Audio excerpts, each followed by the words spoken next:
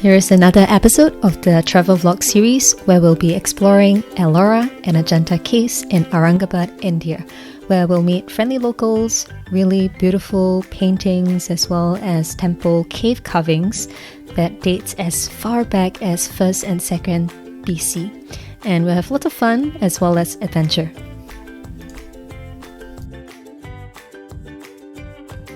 So in this part of the trip, Heng Shen has already gone back to Singapore, and I'm joined with Cheryl as well as a new set of pilgrims to continue the journey in Aurangabad. So we took the plane from Varanasi to Hyderabad to Aurangabad, and this is where the hiccup happened. My luggage did not arrive. Apparently, it's quite normal for such things to happen in domestic flight because there was another guy who also didn't get his luggage and our tour guide didn't get her parcel. And I'm just really thankful that I had a set of clothes in my carry-on backpack. I was lazy to pack it in my luggage, but there was a blessing in disguise. So that's a quick tip for you. If you're traveling in India, do have a spare in your backpack. And yeah, it's really cute. A lot of aunties came forward to offer their disposable undies. Not a fan, but very grateful. We started day 2 at Ellora Caves, a UNESCO World Heritage Site. And we were greeted by a lot of students. I think this is like the peak season for students to go on excursion or something like that, but there are just so many of them. And we immediately went to one cave to do our morning meditation as well as puja.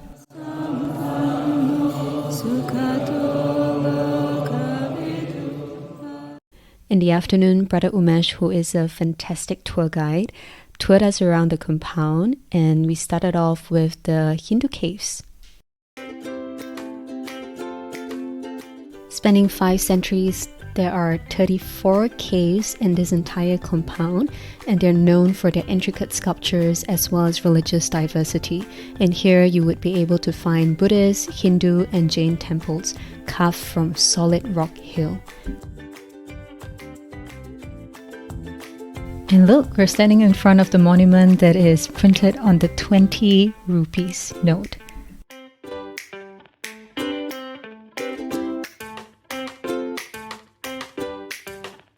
We were told that the caves took more than 500 to 600 years to complete with multiple generations. And to think about how the first generation started the delicate work, knowing that they wouldn't see the finished product, it's pretty inspiring. After the tour, we head to Cave 11, climb up the steep stairs, and join the Sangha for group meditation. Day 3 to Ajanta Caves.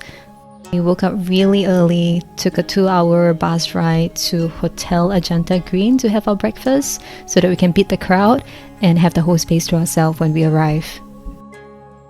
We had to take the shuttle in order to go directly to the entrance of the cave where they will do a security check, and then we have to climb more stairs and slope and reach the official entrance and head to the cave. So we are now at Ajanta Cave.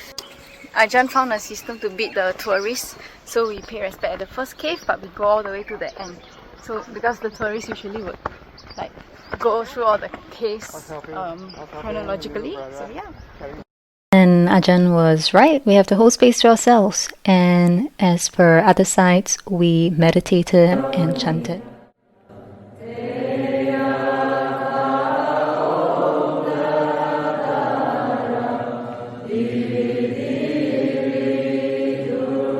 Ajahn Achalo also invited Sister Shivani, who has an angelic voice, to chant the Mangala Sutta.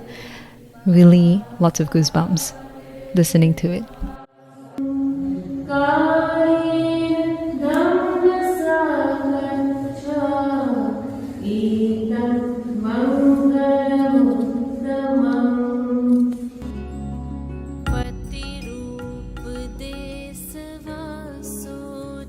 Wow, just look at the amount of people outside, it's crazy.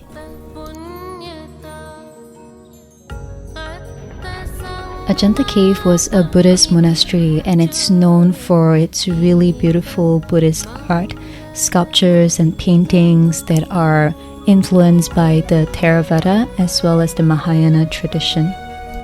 There are about 30 caves, and some of the caves looked unfinished and are said to be the training ground for sculptors to master their craft.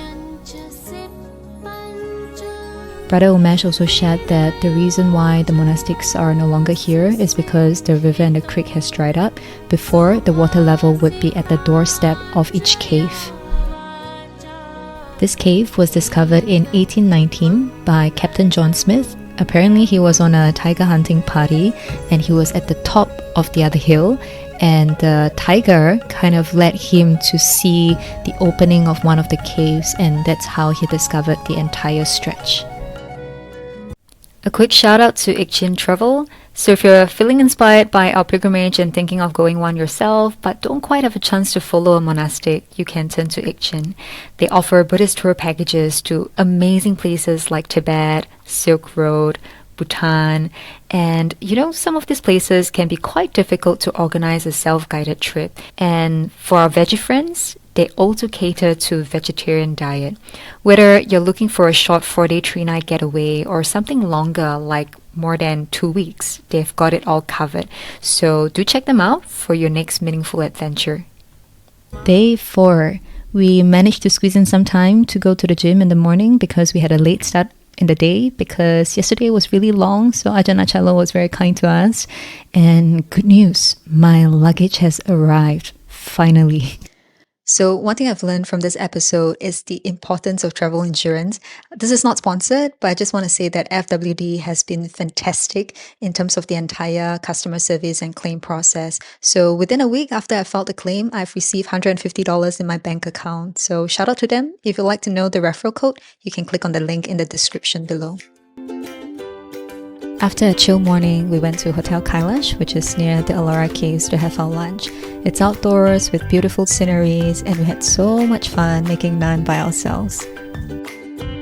This time around to Ellora Caves, we went to visit the Jain temples from cave 30 to 34 because it's quite far from the entrance, so we had to take a buggy to get there.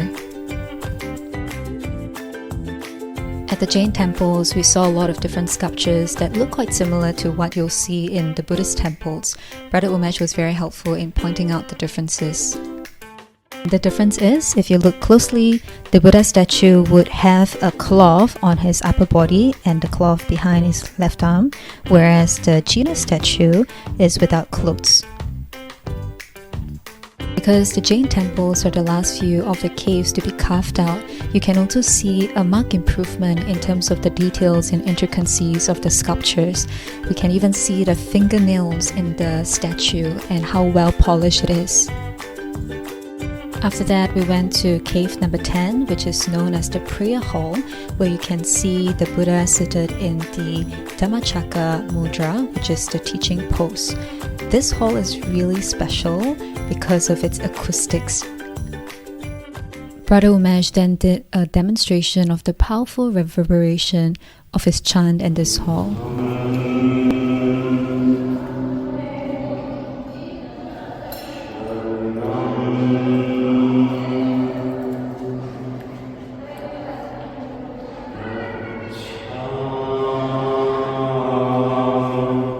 And as per other days, we would gather at one of the caves to sit meditation with Ajahn Achalo and the other monks.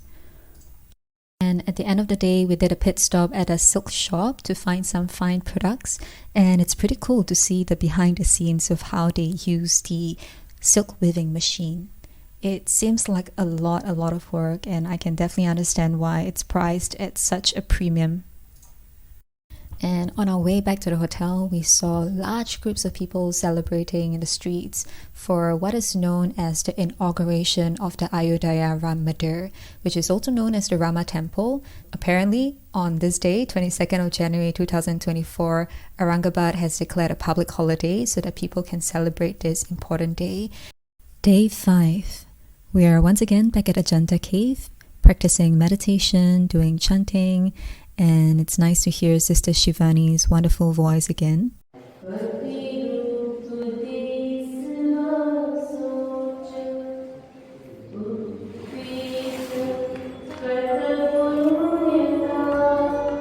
We're all really grateful to have the vast amount of time to be able to practice in this holy site.